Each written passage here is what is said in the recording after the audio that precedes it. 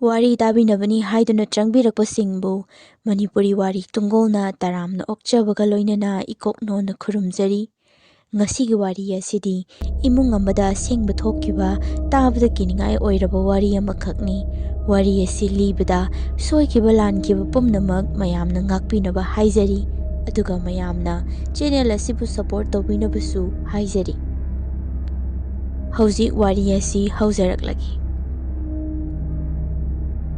Nungthil numit chap yungma matamni imungi mi kanamatasu leite pabungsu laigi thauram ama yawba chatki aigi nupisu thabak chatki ai khaktamak leimani yumda aiko yumgi jinga mathaksida nung thomukpagi makhol ama tarakpani aina napaya nabi macha kanano he lamang tu hangda tawge di haidadana swai migi mayum sida leiramu khangani haiduna mapanda thoktuna yengi kanamata leiramdi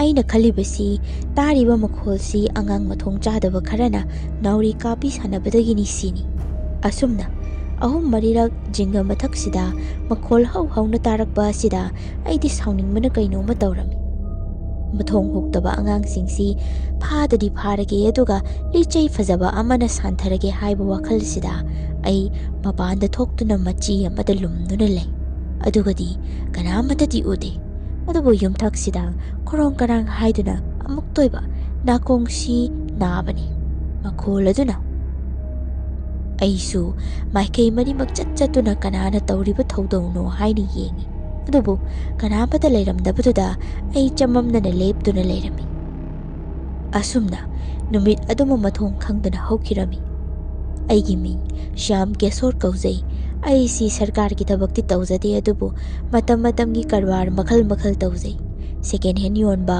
mapandagi hai pusilaga yonman chingba aiko imungsi mi ahum khaktani charibase pabung ai amasung aigi nupi hojikpudi icha ani leijare adubu matamdudadi icha yauzadre imasu aina piklingai degi leikidre aigi nupi gi mingna sana lembi kawi aigi nupidi private school amada oja macha ama oi akhoi mungsi paisa nungsagi di yamna komi baba su pension fangi asumna akhoi mungsi ingna chikna leijabani adubu miyoi ba haibasi soidaba landaba ngamde haibaduni awaba taw haina tamlabadi thaidokpa ngamoi akhoi mungsi maram sungcha chadna ana yek thokpa daw thum yadaba tamnabana chingba kaya ama tawba horaklami ahanbadadi aigi nupisi yam kana naba horaklami nongma ma thabak hek halakpaga yum yorukpaga thongjen mapan sida wantharami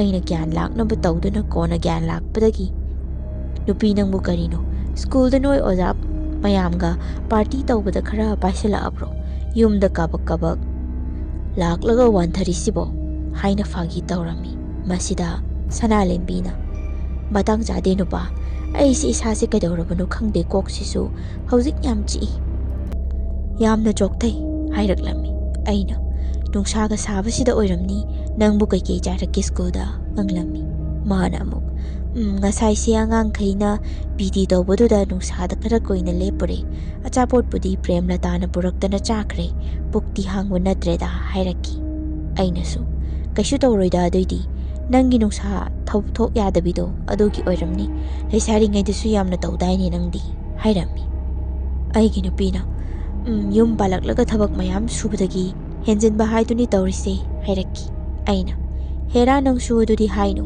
aina nakhutta hamaga bijari sida haina phagi tawrami makha tana nate nupa sanalembi sibu premlata sibu handak karino mai tawi haime wangang sangangdagi mityeng nahingdagi aingonda sauningbadaw nai tawi hairaki aina amuga sumna hairami nahan moina aikhoida harbe life yaw kholuna giri taklambado aikhoina yawrudabagi oiri jatlo haina hairami aigi nupina kadai daino hi nupa nangsu onthokpa adugumba wa macha adudi kaishu oiramoi haina hairaki asumna ngai hakti ibaini si premlata na ikhoida sauribagi maramsi kari oiramba yai haiduna maram mayam nainarami kona thangdadi ibaini makwa tanaba thoktraduna pharese oiningba mai oijarasani aikhoina kaibirudra loire matonta pangsao saujani haina wa adu samjilami.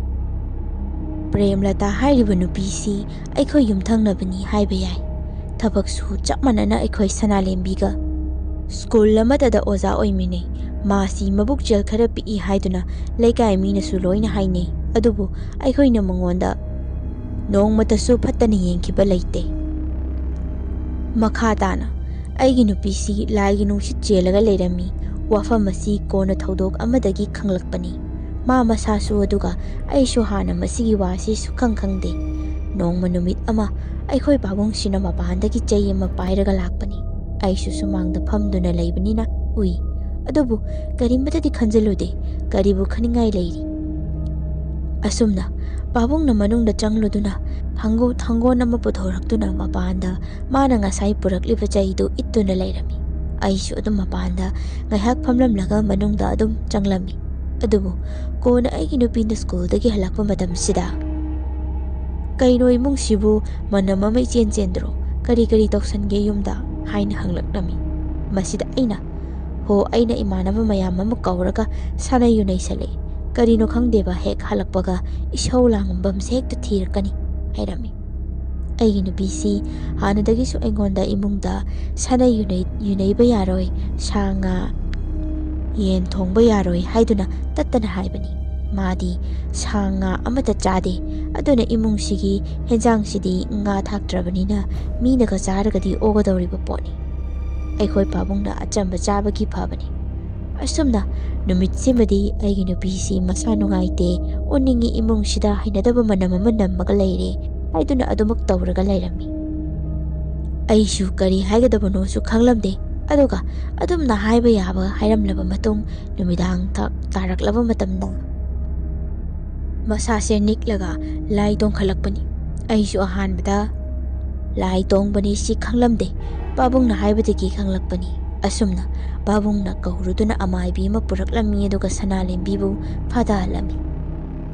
Ibema sedi lai ki nungsit cheline adugini kuina namthabagi phudoraklibani. Ngasigidi mana phathabiramlage ado magise kuina namthaba fagadawba mande noisu kari toba yabage haibado khara khanauko haina amaibi aduna haibirami. Asumna adum numittum hauki. Imungsi ngasai pabungna boselakliba chaidu imungna thambadagi karino madi tawrabani. Aikhoina matamduda udaba khangdabagi wani adubu maibu kayam koina fina kuptuna thamba yagani adum khangnaraklagadawba ngaktani. Hairiba numit asidagi aikhoi imungsida kanagumba miyoi ama khakna chaishu suraga chatpagi makol ama tawa horaklami. Aikhoi imungsi chakshanga mamang khwai thangba kadugadi leibaki oi aduga atai ka makhaidi astar loina chali. Aduna aikhoina astar thab kada leiri leibak oiba mamang ka natraga chakshangda chaishu suraga chatpagi makol si tarakani. Aduga leibaki oiba kada leiragana astar mathaksida chaishuna kok launa suraga chatpagi makoni tagadoribasi. Nongmadi aikoi si leikai ki angang amana tarbus achauba ama piramena suti su oibaga aikoi imungi mi loinamak mayai kasida fen tharaga famduna chananaba tawrami. Sanalembina babungda babung hadakti aikoi ingkose kaino khara thasi yonbada oisu kanani hairami. Babungnasu madu khanabaye adubu ai thanda wara dokani katanase matenga pangtobuna tibema haina hairakpani. Aina babung si suba ai buthabaga sungtaw tawdaba migi bawongda asuk kana honarisida haina hairami. Babung hoi nangi ningtha sila ibani bungo nang kayam tanba mino tandaba mino habadu ipa loina khangi wa ngangnabada kanade haina hairi. Asumna wari watai tawduna aikhoi punna mayai kasida leiringaisida gasaigi tok haina seshu suraga chatpagi makol si handakti chakshanglomdagi tarakpani. Sanalembisi phuklauna hogotuna kananon he dawrisiboy mungsida haiduna matona chakshanglomda changkibani. Aina khambagadu tadi ma chumdring chakshangsida changki. Aishu matungda inarami adugadi ma si chaksangdagi kanna laurakpani. Aishu pakatana kadawrige nangbo haiduna chensili. Sanalembina tamosida hojikta makhwang konba hanuba ama chaishu suraga chatlimi haina hairakpani. ꯑꯩꯅ ꯀꯥꯏꯗꯒꯤ ꯍꯅꯨꯕꯅꯣꯃꯤ ꯅꯪꯕꯣ ꯉꯥꯎꯗꯣꯔꯕꯣ ꯂꯥꯛꯑꯣ ꯁꯤ ꯑꯝꯇ ꯑꯃꯝꯕꯁꯤꯗ ꯂꯥꯏꯠꯁꯨ ꯊꯥꯟꯗꯦ ꯍꯥꯏꯗꯨꯅ ꯆꯥꯛꯁꯪꯒꯤ ꯂꯥꯏꯠꯇꯨ ꯐꯠ ꯐꯠ ꯊꯥꯜꯂꯤ ꯄꯥꯕꯨꯡꯁꯨ ꯆꯪꯁꯤꯜꯂꯛꯇꯨꯅ ꯀꯩꯗꯧꯅꯔꯤꯒꯦꯅꯦ ꯅꯣꯏꯕꯣ ꯋꯥ ꯂꯥꯡꯂꯤꯁꯤꯕꯨ ꯏꯃꯨꯡꯁꯤꯗ ꯇꯧꯍꯩꯗꯦꯅꯦꯍꯦ ꯍꯥꯏꯅ ꯍꯥꯏꯔꯛꯏ ꯑꯩꯅ ꯍꯣ ꯁꯅꯥꯂꯦꯝꯕꯤꯁꯦ ꯆꯥꯛꯁꯪꯁꯤꯗ ꯍꯧꯖꯤꯛ ꯍꯅꯨꯕ ꯑꯃ ꯎꯏꯌꯦ ꯍꯥꯏꯔꯝꯃꯤ ꯃꯁꯤꯗ ꯄꯥꯕꯨꯡꯅ ꯍꯥ ꯃꯤꯠꯇ ꯃꯁꯦꯡ ꯃꯔꯥꯡ ꯑꯣꯏꯅ ꯎꯕ ꯑꯣꯏꯔꯝꯅꯤꯗ ꯀꯔꯤꯝꯇ ꯇꯧꯔꯣꯏ ꯏꯄꯥ ꯏꯃꯥꯗ ꯀꯠꯄꯒꯤ ꯏꯁꯤꯡ ꯈꯨꯖꯥꯏꯗꯣ ꯂꯩꯗꯥꯏꯅꯦ ꯏꯕꯦꯝꯃ ꯍꯥꯏꯅ ꯁꯅꯥꯂꯦꯝꯕꯤꯗ ꯍꯪꯂꯝꯃꯤ ꯁꯅꯥꯂꯦꯝꯕꯤꯅ ꯑꯃꯨꯛ ꯂꯩꯕꯅꯦ ꯄꯥꯕꯨꯡ ꯑꯗꯨꯝ ꯂꯩꯃꯥꯡꯗ ꯂꯩꯔꯝꯈꯤꯅꯤ ꯍꯥꯏꯔꯝꯃꯤ ꯃꯁꯤꯗ ꯄꯥꯕꯨꯡꯅ ꯑꯣ ꯑꯗꯨꯗꯣ ꯈꯔ ꯊꯛꯆꯜꯂꯨꯆꯣ ꯀꯔꯤꯃꯇ ꯇꯧꯔꯣꯏ ꯍꯥꯏꯅ ꯍꯥꯏꯔꯝꯃꯤ ꯁꯅꯥꯂꯦꯝꯕꯤꯅ ꯄꯥꯕꯨꯡ ꯑꯗꯨꯗꯤ ꯊꯛꯄ ꯅꯨꯡꯉꯥꯏꯔꯣꯏ ꯑꯐꯕ ꯏꯁꯤꯡꯕꯨꯗꯤ ꯏꯁꯤꯡꯅꯦꯕꯨ ꯊꯛꯅꯕ ꯏꯁꯤꯡꯗꯤ ꯅꯠꯇꯦꯕ ꯍꯥꯏꯅ ꯍꯥꯏꯔꯝꯃꯤ ꯄꯥꯕꯨꯡꯅ ꯑꯗꯨ ꯑꯣꯏꯔꯒꯅ ꯅꯀꯣꯛꯇ ꯈꯔ ꯂꯋꯥꯏ ꯂꯨꯇꯣꯟꯗꯨꯗ ꯈꯔ ꯊꯥꯔꯣ ꯍꯥꯏꯔꯝꯃꯤ ꯑꯁꯨꯝꯅ ꯁꯅꯥꯂꯦꯝꯕꯤꯁꯤ ꯄꯥꯕꯨꯡꯅ ꯍꯥꯏꯕꯗꯨꯃꯛ ꯇꯧꯔꯝꯃꯤ ꯊꯧꯗꯣꯛ ꯑꯁꯤ ꯊꯣꯛꯈꯤꯕ ꯅꯨꯃꯤꯠ ꯑꯁꯤꯗꯒꯤ ꯁꯅꯥꯂꯦꯝꯕꯤꯒꯤ ꯃꯤꯠꯁꯤꯗ ꯍꯅꯨꯕꯁꯤ ꯑꯗꯨꯝ ꯎꯍꯜꯂꯛꯈꯤ ꯑꯗꯨꯕꯨ ꯍꯥꯏꯔꯤꯕ ꯍꯅꯨꯕꯁꯤ ꯑꯩꯈꯣꯏꯅꯗꯤ ꯅꯣꯡꯃꯇ ꯎꯗꯦ ꯇꯨꯡꯗꯁꯨ ꯁꯨꯛꯎ ꯎꯔꯛꯇꯦ ꯁꯅꯥꯂꯦꯝꯕꯤꯅ ꯑꯩꯉꯣꯟꯗ ꯇꯥꯃꯣ ꯑꯩ ꯌꯥꯝꯅ ꯇꯜꯂꯤꯗ ꯁ꯭ꯀꯨꯜꯗꯁꯨ ꯍꯅꯨꯕꯗꯣ ꯑꯗꯨꯝ ꯎꯏ ꯑꯩ ꯏꯁꯥꯁꯤ ꯌꯥꯝꯅ ꯀꯤꯔꯦ ꯑꯈꯪꯕ ꯑꯃꯗ ꯑꯃꯨꯛꯇ ꯇꯥꯟꯅꯁꯤꯕ ꯍꯥꯏꯅ ꯍꯥꯏꯔꯛꯂꯝꯃꯤ ꯑꯩꯅ ꯍꯣꯏ ꯑꯗꯨꯅ ꯐꯔꯅꯤ ꯅꯪꯅ ꯑꯗꯨꯝ ꯎꯔꯒ ꯂꯩ ꯍꯥꯏꯔꯕꯅꯤꯅ ꯀꯔꯤꯗꯤ ꯎꯄꯥꯏ ꯂꯩ ꯑꯩꯗꯤ ꯊꯥꯗꯤ ꯀꯌꯥ ꯊꯥꯖꯗꯕꯅꯤ ꯑꯗꯨ ꯅꯪꯅ ꯎꯔꯤꯕ ꯍꯅꯨꯕꯗꯨꯕꯨ ꯃꯁꯛ ꯃꯑꯣꯡ ꯀꯃꯥꯏ ꯇꯧꯒꯦ ꯑꯗꯨꯗꯤ ꯍꯥꯏꯕ ꯉꯝꯗꯕ꯭ꯔꯣ ꯍꯥꯏꯅ ꯍꯪꯂꯝꯃꯤ ꯁꯅꯥꯂꯦꯝꯕꯤꯅ ꯑꯩ ꯇꯝꯅꯤꯡꯗꯕꯅꯤ ꯏꯁꯥꯁꯤ ꯇꯨꯗ꯭ꯔꯨꯡꯉꯤꯗ ꯅꯪꯅ ꯎꯕꯗꯤ ꯅꯠꯇꯦꯗ ꯂꯥꯞꯇꯛꯅ ꯑꯗꯨꯝ ꯎꯏ ꯑꯗꯨ ꯇꯥꯃꯣ ꯃꯀꯣꯛꯇꯨꯗꯤ ꯄꯣꯛꯅ ꯄꯨꯡꯉꯧ ꯍꯦꯛ ꯉꯧꯏ ꯑꯁ ꯇꯣꯛꯑꯁꯤꯗ ꯑꯩ ꯌꯥꯝ ꯍꯩꯅꯗꯦ ꯍꯥꯏꯅ ꯍꯥꯏꯔꯛꯏ ꯑꯩꯅ ꯊꯤꯗ ꯑꯉꯥꯎꯕꯤꯁꯤꯗꯤ ꯑꯗꯨ ꯍꯥꯏꯕꯕꯨ ꯀꯩꯗꯧꯋꯦ ꯍꯥꯏꯒꯦ ꯐꯔꯦ ꯐꯔꯦ ꯌꯦꯡꯊꯣꯛꯅꯕ ꯇꯧꯔꯁꯤ ꯍꯥꯏꯅ ꯍꯥꯏꯔꯝꯃꯤ ꯅꯍꯥꯟ ꯃꯃꯥꯡꯗ ꯁꯅꯥꯂꯦꯝꯕꯤꯒꯤ ꯂꯥꯏ ꯅꯨꯡꯁꯤꯠ ꯀꯥꯡꯂꯛꯄꯗ ꯐꯥꯗꯅꯕ ꯂꯥꯛꯅꯈꯤꯕꯤ ꯑꯃꯥꯏꯕꯤꯗꯨꯗ ꯌꯦꯡꯍꯜꯂꯝꯃꯤ ꯑꯃꯥꯏꯕꯤ ꯑꯗꯨꯅ ꯃꯤꯒꯤ ꯄꯣꯠꯁꯦꯝ ꯑꯀꯟꯕ ꯑꯃ ꯌꯥꯎꯔꯦ ꯑꯗꯨꯒꯤꯅꯤ ꯅꯈꯣꯏ ꯏꯃꯨꯡꯁꯤꯗꯁꯨ ꯑꯁꯤꯕꯒ ꯁꯝꯅꯕ ꯄꯣꯠꯁꯛ ꯑꯃ ꯂꯩꯔꯦ ꯃꯗꯨ ꯀꯨꯏꯅ ꯊꯝꯂꯛꯂꯕꯗꯤ ꯏꯃꯨꯡꯒꯤ ꯑꯁꯤ ꯊꯣꯡ ꯁꯣꯏꯗꯅ ꯍꯥꯡꯂꯅꯤ ꯍꯥꯏꯕꯅꯆꯤꯡꯕ ꯍꯥꯏꯔꯛꯈꯤ ꯑꯗꯨꯒ ꯁꯅꯥꯂꯦꯝꯕꯤꯒꯤ ꯂꯥꯏꯒꯤ ꯅꯨꯡꯁꯤꯠ ꯅꯝꯁꯤꯜꯂꯒ ꯊꯝꯕꯗꯨꯁꯨ ꯈꯣꯏꯔꯝ ꯊꯣꯛꯁꯤ ꯍꯥꯏꯅ ꯍꯥꯏꯕꯗ ꯁꯅꯥꯂꯦꯝꯕꯤꯅ ꯑꯗꯨꯝ ꯅꯝꯊꯕꯤꯌꯨ ꯃꯥꯗꯤ ꯂꯥꯏꯔꯝ ꯇꯤꯜꯂꯝꯒꯤ ꯊꯕꯛꯁꯤ ꯇꯧꯕ ꯉꯝꯖꯔꯣꯏ ꯍꯥꯏꯕꯗꯒꯤ ꯑꯗꯨꯃꯛ ꯃꯈꯥ తాꯅ ꯅꯝꯊꯔꯝꯃꯤ ꯁꯅꯥꯂꯦꯝꯕꯤꯒꯤꯁꯤ ꯍꯥꯟꯅ ꯄꯤꯛꯂꯤꯉꯩꯗꯒꯤꯁꯨ ꯃꯥꯒꯤ ꯃꯃꯥꯈꯣꯏ ꯇꯧꯗꯨꯅ ꯅꯝꯁꯤꯟꯈꯤꯕ ꯃꯥꯜꯂꯤ ꯌꯥꯝꯅ ꯀꯨꯏꯔꯕ ꯅꯨꯡꯁꯤꯠꯅꯤ ꯍꯥꯏꯔꯛꯈꯤ ꯑꯩꯅꯁꯨ ꯏꯃꯥ ꯑꯩꯈꯣꯏꯒꯤ ꯏꯃꯨꯡꯒꯤ ꯑꯃꯥꯡꯕ ꯄꯣꯠ ꯑꯃ ꯂꯩ ꯍꯥꯏꯔꯤꯁꯤ ꯃꯁꯤ ꯑꯃꯨꯛꯇ ꯌꯦꯡꯉꯒ ꯂꯧꯊꯣꯛꯄꯤꯌꯨ ꯍꯥꯏꯔꯝꯃꯤ ꯑꯁꯨꯝꯅ ꯑꯃꯥꯏꯕꯤ ꯑꯗꯨ ꯑꯩꯈꯣꯏ ꯌꯨꯝꯗ ꯂꯥꯛꯇꯨꯅ ꯑꯖꯥ ꯄꯨꯖꯥ ꯈꯔ ꯇꯧꯔꯝꯃꯤ ꯑꯗꯨꯒ ꯌꯦꯡꯂꯕ ꯃꯇꯨꯡꯗ ꯃꯥꯅ ꯀꯣꯏꯊꯤ ꯊꯤꯗꯨꯅ ꯏꯃꯨꯡꯗꯒꯤ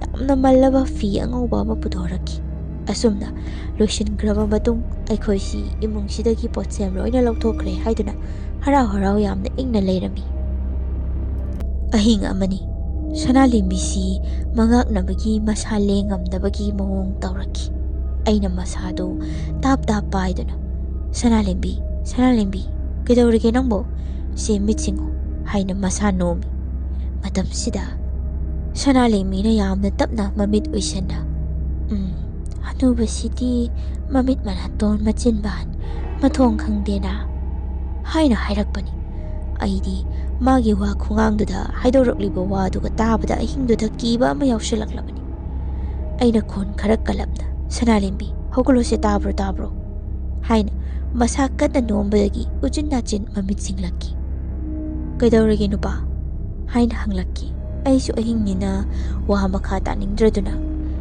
ꯅꯪꯗꯣ ꯇꯨꯝꯕꯗ ꯁꯣꯔ ꯐꯨꯟꯕ ꯃꯥꯟꯕ ꯑꯗꯨꯒꯤ ꯍꯧꯗꯣꯔꯛꯏꯅꯤ ꯍꯥꯏꯅ ꯍꯥꯏꯔꯝꯃꯤ ꯑꯁꯨꯝꯅ ꯑꯩꯈꯣꯏꯅ ꯂꯥꯏ ꯈꯣꯏꯔꯝ ꯊꯣꯛꯈꯤꯕꯗꯒꯤ ꯐꯔꯦ ꯈꯜꯂꯝꯕꯗꯨꯒ ꯇꯥꯏꯌꯣꯟꯅꯅ ꯁꯅꯥꯂꯦꯝꯕꯤꯒꯤ ꯃꯃꯤꯠꯇ ꯑꯀꯤꯕꯁꯤ ꯑꯗꯨꯝ ꯎꯔꯛꯈꯤ ꯃꯁꯤꯒꯤ ꯃꯊꯛꯇ ꯁꯅꯥꯂꯦꯝꯕꯤ ꯑꯩꯈꯣꯏ ꯑꯅꯤꯅ ꯏꯃꯤꯠꯇꯩ ꯆꯥꯝꯕꯗ ꯎꯖꯔꯗꯤꯅ ꯍꯣꯠꯅꯖꯔꯛꯂꯤꯕꯁꯤꯁꯨ ꯆꯍꯤ ꯌꯥꯝꯁꯤꯜꯂꯛꯂꯕꯅꯤ ꯑꯗꯨꯅ ꯑꯁꯥ ꯄꯨꯝꯕ ꯀꯥꯏꯕ ꯇꯥꯔꯦ ꯈꯟꯗꯨꯅ ꯍꯟꯗꯛꯇꯤ ꯄꯥꯟꯖꯤ ꯑꯃ ꯑꯣꯏꯅ ꯑꯃꯨꯛ ꯌꯦꯡꯂꯝꯃꯤ ꯑꯩꯈꯣꯏꯗꯤ ꯏꯃꯨꯡꯗ ꯄꯣꯠꯁꯦꯝ ꯇꯧꯁꯤꯜꯂꯛꯄꯗꯨꯒꯤ ꯈꯜꯂꯒ ꯌꯦꯡꯕ ꯅꯠꯇꯦ ꯑꯉꯥꯡ ꯑꯃ ꯐꯪꯖꯅꯕ ꯍꯥꯏꯗꯨꯅ ꯌꯦꯡꯕꯅꯤ ꯄꯥꯟꯖꯤ ꯑꯗꯨꯅ ꯍꯥꯏꯕꯒꯤ ꯃꯇꯨꯡ ꯏꯟꯅ ꯑꯩꯈꯣꯏ ꯌꯨꯝꯒꯤ ꯃꯄꯥꯟꯗ ꯂꯩ ꯑꯀꯪꯕ ꯃꯤꯡꯁꯦꯜꯅ ꯆꯤꯡꯕ ꯈꯔ ꯊꯦꯠꯂꯝꯃꯤ ꯑꯁꯨꯝꯅ ꯑꯩꯈꯣꯏꯗ ꯐꯠꯇꯕ ꯇꯧꯁꯤꯜꯂꯛꯂꯤꯕꯁꯤ ꯀꯅꯥꯅꯣ ꯍꯥꯏꯕꯗꯨ ꯏꯁꯣꯔꯅ ꯆꯞ ꯆꯥꯅ ꯈꯪꯍꯜꯂꯒꯦ ꯃꯇꯥꯒꯨꯝ ꯇꯥꯛꯄꯤꯔꯛꯈꯤ ꯑꯩꯈꯣꯏꯒꯤ ꯅꯨꯄꯤꯒꯤ ꯁ꯭ꯀꯨꯜꯗꯅꯤ꯫ ꯃꯈꯣꯏ ꯑꯣꯖꯥ ꯅꯨꯄꯤ ꯃꯁꯦꯜ ꯋꯥꯔꯤ ꯁꯥꯟꯅꯕꯗ ꯑꯃꯅ ꯑꯃꯗ ꯍꯥꯏꯕꯗꯨ ꯅꯨꯡꯉꯥꯏꯅꯗꯕ ꯌꯥꯎꯕꯗꯒꯤ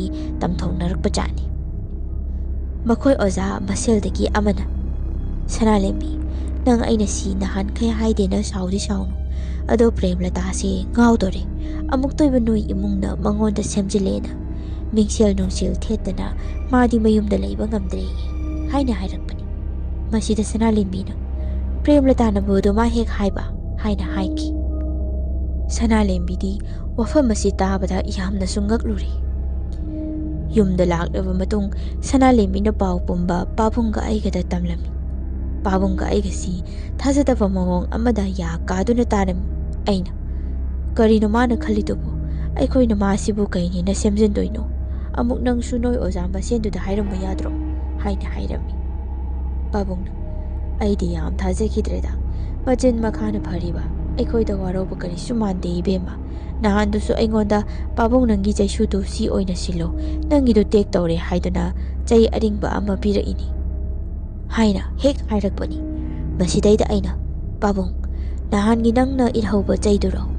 ꯍꯥꯏꯅ ꯍꯥꯏꯔꯝꯃꯤ꯫ ꯄꯥꯕꯨꯡꯅꯁꯨ "ꯃꯥꯅꯤ" ꯍꯥꯏꯅ ꯍꯥꯏꯔꯛꯈꯤ꯫ ꯃꯁꯤꯒꯤ ꯃꯇꯨꯡꯗꯒꯤꯗꯤ ꯁꯅꯥꯂꯦꯝꯕꯤꯅ ꯄꯥꯕꯨꯡꯒꯤ ꯀꯥꯗ ꯆꯪꯗꯨꯅ ꯑꯩꯕꯨ ꯀꯧꯁꯤꯜꯂꯛꯈꯤ, ꯑꯗꯨꯒ "ꯇꯥꯃꯣ, ꯆꯩꯁꯨꯁꯦ ꯑꯃꯨꯛꯇ ꯂꯧꯊꯣꯛꯎ ꯂꯥꯛꯑꯣ, ꯑꯗꯨꯒ ꯃꯄꯥꯟꯗ ꯃꯩ ꯊꯥꯗꯣꯛꯑꯣ, ꯑꯩꯅ ꯃꯅꯝ ꯑꯃ ꯅꯝꯃꯦ ꯍꯥꯏꯕꯗꯨꯗꯤ ꯁꯤꯗꯒꯤ ꯑꯣꯏꯔꯝꯃꯦ" ꯍꯥꯏꯅ ꯃꯅꯥꯇꯣꯟ ꯃꯦꯟꯗꯨꯅ ꯍꯥꯏꯔꯛꯈꯤ꯫ ꯑꯩꯅ ꯆꯩꯁꯨꯗꯨ ꯄꯥꯏꯈꯠꯇꯨꯅ ꯃꯅꯝ ꯁꯨꯠ ꯁꯨꯠ ꯅꯝꯗꯨꯅ, "ꯀꯩꯅꯣ ꯅꯨꯄꯤ, ꯀꯔꯤꯝꯇ ꯅꯝꯗꯦꯗ" ꯍꯥꯏꯔꯨꯏ꯫ ꯃꯇꯝꯁꯤꯗ ꯁꯅꯥꯂꯦꯝꯕꯤꯅ ꯇꯧꯔꯛꯄ ꯁꯞꯇ꯭ꯔꯗꯨꯗꯤ ꯑꯩ ꯇꯨ ꯆꯨꯡꯕ ꯈꯪꯍꯧꯗꯦ꯫ ꯑꯁꯨꯝꯅ ꯑꯩꯅ ꯆꯩꯁꯨ ꯑꯣꯏꯅꯕ ꯄ꯭ꯔꯦꯝꯂꯇꯥꯅ ꯄꯥꯕꯨꯡꯗ ꯄꯤꯔꯛꯄ ꯆꯩꯁꯨꯗꯨ ꯃꯩ ꯊꯥꯔꯝꯃꯤ꯫ ꯅꯣꯡ ꯅꯤꯅꯤ ꯂꯩꯔꯒꯗꯤ ꯄ꯭ꯔꯦꯝꯂꯇꯥ ꯑꯁꯤ ꯃꯈꯣꯏꯒꯤ ꯏꯃꯨꯡꯅ ꯍꯣꯁꯄꯤꯇꯥꯜꯗ ꯄꯨꯈꯠꯅꯕꯒꯤ ꯋꯥ ꯂꯥꯡꯅꯔꯛꯈꯤ꯫ ꯑꯩꯈꯣꯏꯗꯤ ꯅꯨꯃꯤꯗꯥꯡꯒ ꯑꯣꯏꯔꯦ, ꯈꯔꯅꯒ ꯆꯪꯕ ꯍꯪꯒꯣꯏꯔꯦ, ꯑꯗꯨꯝ ꯆꯪꯂꯝꯗꯦ꯫ ꯑꯩꯅꯗꯤ ꯁꯅꯥꯂꯦꯝꯕꯤꯗ, "ꯅꯪꯕꯨ ꯑꯝꯇꯪꯗꯤ ꯆꯪꯉꯣꯗ, ꯑꯗꯨꯒ ꯀꯔꯤ ꯀꯔꯤꯅꯣꯗꯣ ꯑꯝꯇ ꯍꯪꯉꯨꯆꯣꯅꯦ ꯅꯨꯄꯤ" ꯍꯥꯏꯅ ꯍꯥꯏꯔꯝꯃꯤ꯫ ꯃꯁꯤꯗ ꯃꯥꯁꯨ, "ꯑꯩ ꯇꯜꯂꯤꯗ, ꯁ꯭ꯀꯨꯜꯗ ꯐꯥꯎꯕ ꯊꯩꯔꯒ ꯆꯠꯅꯔꯦ, ꯑꯣꯟꯁꯟꯅꯕ ꯇꯜꯂꯦꯅ, ꯃꯣꯏ ꯊꯣꯛꯄ ꯃꯥꯏ ꯇꯧꯖꯁꯅꯤ" ꯍꯥꯏꯅ ꯍꯥꯏꯔꯛꯈꯤ꯫ ꯑꯩꯁꯨ "ꯑꯣ ꯐꯔꯦ ꯐꯔꯦ ꯑꯗꯨꯏꯗꯤ" ꯍꯥꯏꯗꯨꯅ ꯇꯨꯃꯤꯟꯅ ꯂꯩꯔꯝꯃꯤ꯫ ꯅꯣꯡ ꯅꯤꯅꯤꯒꯤ ꯃꯇꯨꯡꯗꯗꯤ ꯄ꯭ꯔꯦꯝꯂꯇꯥ ꯑꯁꯤ ꯃꯁꯥ ꯋꯥꯏ ꯆꯤꯜꯂꯦ ꯍꯥꯏꯕꯒꯤ ꯄꯥꯎ ꯇꯥꯔꯛꯈꯤ꯫ ꯃꯥꯒꯤꯗꯤ ꯃꯆꯥ ꯍꯥꯟꯅꯗꯒꯤ 2 ꯂꯩꯔꯕꯅꯤ꯫ ꯑꯁꯨꯝꯅ ꯑꯩꯈꯣꯏ ꯏꯃꯨꯡꯗ ꯄꯣꯠꯁꯦꯝ ꯇꯧꯁꯤꯜꯂꯛꯄꯁꯤ ꯂꯦꯞꯄ ꯁꯨꯛꯅꯥꯏ ꯅꯥꯏꯔꯝꯗꯦ꯫ ꯄꯣꯠꯁꯦꯝ ꯇꯧꯔꯛꯄ ꯑꯁꯤꯗ ꯑꯩꯉꯣꯟꯗꯗꯤ ꯀꯌꯥ ꯄꯥꯟꯗꯦ, ꯑꯗꯨꯕꯨ ꯃꯁꯥ ꯁꯣꯟꯕ ꯄꯥꯕꯨꯡꯁꯤꯗ ꯍꯦꯛꯇ ꯇꯥꯏꯅꯩ, ꯑꯗꯨꯒ ꯁꯅꯥꯂꯦꯝꯕꯤꯗꯅ ꯃꯥꯒꯤ ꯂꯥꯏ ꯅꯨꯡꯁꯤꯠ ꯍꯦꯛꯇ ꯀꯥꯡꯂꯛꯀꯅꯤ꯫ ꯄꯣꯠ ꯊꯥꯔꯛꯏ ꯍꯥꯏꯕꯁꯤ ꯑꯩꯈꯣꯏꯁꯨ ꯑꯃꯥꯏꯕ ꯃꯥꯏꯕꯤ ꯃꯊꯪ ꯃꯊꯪ ꯌꯦꯡꯕꯗꯒꯤ ꯈꯪꯉꯤꯕꯅꯤ꯫ ꯑꯗꯨꯅ ꯉꯥꯛꯊꯣꯛꯅꯕ ꯐꯅꯌꯥꯝ ꯇꯧꯔꯕꯁꯨ ꯍꯦꯛꯇ ꯍꯦꯟꯖꯤꯜꯂꯛꯏ꯫ ꯄꯥꯕꯨꯡꯁꯨ ꯃꯁꯤꯅ ꯃꯔꯝ ꯑꯣꯏꯔꯒ ꯌꯥꯝꯅ ꯀꯨꯏꯅ ꯃꯁꯥ ꯉꯝꯗꯅ ꯂꯩꯔꯝꯃꯤ꯫ ꯑꯩꯅ ꯄꯥꯕꯨꯡꯒꯤ ꯁꯦꯕꯥ ꯇꯧꯔꯤꯉꯩ ꯃꯇꯝꯅꯤ꯫ ꯁꯅꯥꯂꯦꯝꯕꯤꯅ ꯆꯥꯛꯁꯪꯗ ꯆꯥꯛ ꯀꯟꯅ ꯊꯣꯡꯂꯤ꯫ ꯃꯇꯝꯁꯤꯗ ꯄꯥꯕꯨꯡꯒꯤ ꯀꯥꯒꯤ ꯊꯣꯡꯅꯥꯎꯁꯤ ꯑꯩꯒꯤ ꯏꯃꯤꯠ ꯏꯃꯥꯡꯃꯛꯁꯤꯗꯩꯁꯤꯗ ꯃꯌꯥ ꯈꯤꯇꯪ ꯀꯥꯔꯒ ꯂꯩꯔꯝꯕꯗꯨ ꯁꯥꯐꯨ ꯑꯀꯟꯕ ꯑꯃꯅ ꯊꯥꯔꯛꯄꯒꯨꯝꯅ ꯃꯈꯣꯟ ꯍꯧꯅ ꯕꯛ ꯂꯥꯎꯅ ꯍꯥꯡꯗꯣꯛꯈꯤꯕꯅꯤ꯫ ꯑꯩꯅ ꯑꯃꯨꯛ ꯊꯣꯡꯅꯥꯎꯗꯨ ꯂꯣꯟꯁꯤꯜꯂꯝꯃꯤ꯫ ꯑꯗꯨꯗꯒꯤ ꯄꯥꯕꯨꯡꯁꯤ ꯅꯥꯍꯦꯕ ꯍꯧꯔꯛꯏ, ꯑꯗꯨꯒ "ꯏꯕꯨꯡꯉꯣ, ꯏꯄꯥꯒꯤ ꯊꯕꯥꯛꯁꯤꯗ ꯀꯅꯥꯅꯣꯃ ꯅꯦꯠꯂꯤꯕꯁꯤ ꯀꯔꯤꯅꯣ?" ꯍꯥꯏꯗꯨꯅ ꯑꯗꯨꯝ ꯃꯆꯤꯟꯗ ꯁꯣꯜꯂꯒ ꯂꯩꯕꯅꯤ꯫ ꯑꯩꯁꯨ ꯄꯥꯈꯠꯅ ꯇꯧꯐꯝꯁꯨ ꯈꯪꯗꯈꯩ ꯃꯤꯠꯇꯒꯤ ꯄꯤ ꯇꯥꯅ ꯈꯥꯡꯂꯝꯃꯤ꯫ ꯗꯣꯛꯇꯔꯁꯨ ꯇꯥꯅꯔꯤꯕꯅꯤ, ꯑꯃꯥꯏꯕ ꯑꯃꯥꯏꯕꯤꯁꯨ ꯇꯥꯅꯔꯤꯕꯅꯤ, ꯑꯗꯨꯕꯨ ꯄꯣꯠ ꯊꯥꯖꯤꯜꯂꯛꯄꯗꯨꯅ ꯃꯌꯥꯏ ꯀꯟꯈꯤꯕꯅ ꯀꯥꯟꯅꯐꯝ ꯈꯪꯗꯕꯅꯤ꯫ ꯅꯨꯃꯤꯠ ꯑꯃꯗꯤ ꯂꯩ ꯑꯉꯥꯡꯕ ꯇꯧꯔꯒ ꯄꯥꯕꯨꯡꯒꯤ ꯎꯁꯤꯟ ꯁꯤꯟꯗꯣꯛꯄꯤꯌꯨ ꯍꯥꯏꯅ ꯍꯥꯏꯔꯛꯄꯗꯒꯤ ꯁꯅꯥꯂꯦꯝꯕꯤꯅ ꯊꯣꯡꯒꯥꯟꯗ ꯂꯩ ꯈꯔ ꯀꯠꯊꯣꯛꯄꯕꯅꯤ꯫ ꯃꯗꯨꯗꯒꯤ ꯍꯧꯔꯤ ꯑꯃꯨꯛꯇꯣꯏꯕ ꯑꯍꯤꯡ ꯇꯨꯝꯕ ꯌꯥꯗꯕ, ꯕꯣꯝꯕ꯭ꯂꯥ ꯃꯆꯥ ꯃꯆꯥ ꯂꯩꯕꯥꯛꯇ ꯂꯪꯊꯕꯗ ꯃꯈꯣꯟ ꯊꯣꯛꯄ ꯑꯗꯨꯒꯨꯝꯅ ꯁꯨꯃꯥꯡꯁꯤꯗ ꯕꯥꯛ ꯕꯥꯛ ꯂꯥꯎꯅ ꯃꯈꯣꯜ ꯊꯣꯛꯂꯤꯕ ꯑꯗꯨꯒꯤ ꯃꯊꯛꯇ ꯃꯤ ꯈꯠꯅꯕꯒꯤ ꯃꯈꯣꯜ ꯋꯥ ꯋꯥ ꯂꯥꯎꯅ ꯇꯥꯔꯤꯕ꯫ ꯊꯣꯡꯅꯥꯎꯗꯒꯤ ꯂꯨꯝꯗꯨꯅ ꯌꯦꯡꯂꯕꯁꯨ ꯀꯅꯥꯃꯠꯇꯗꯤ ꯎꯕ ꯅꯠꯇꯦ꯫ ꯐꯅ ꯊꯤꯡꯂꯕꯁꯨ ꯉꯝꯗꯦ ꯍꯥꯏꯕꯗꯨꯅꯤ꯫ ꯄꯥꯕꯨꯡꯁꯤ ꯃꯁꯥ ꯁꯣꯟꯖꯤꯜꯂꯛꯄ ꯍꯦꯟꯃꯟꯈꯤꯕꯗꯒꯤ ꯋꯥ ꯉꯥꯡꯕ ꯐꯥꯎꯕ ꯊꯣꯛꯂꯛꯇꯕ ꯃꯇꯥꯡꯗꯨ ꯌꯧꯁꯤꯜꯂꯛꯈꯤ꯫ ꯗꯣꯛꯇꯔꯅꯁꯨ ꯌꯨꯝꯗ ꯄꯨꯊꯔꯒ ꯐꯖꯅ ꯁꯦꯕꯥ ꯇꯧꯕꯤꯔꯣ ꯍꯥꯏꯔꯛꯂꯕꯅꯤ꯫ ꯄꯥꯕꯨꯡꯅ ꯂꯩꯇꯕ ꯅꯨꯃꯤꯠꯇꯨꯁꯨ ꯑꯁꯨꯛꯀꯤ ꯃꯇꯤꯛ ꯇꯝꯅꯔꯝꯃꯤ꯫ ꯃꯄꯥꯟꯁꯤꯗ ꯎ ꯈꯥꯏꯕꯒꯤ ꯃꯈꯣꯜꯁꯤ ꯍꯧ ꯍꯧꯅ ꯇꯥꯔꯛꯂꯝꯃꯤ꯫ Imunggi kaasingdusu konling makhada taba kayamdi tawdana switchsingdu tek tek launa on off tawbagi makhol mayam ama taraklami. Asumna pabongna leitraba matungdadi imungsisu daw tom yadaba haibado oiraki.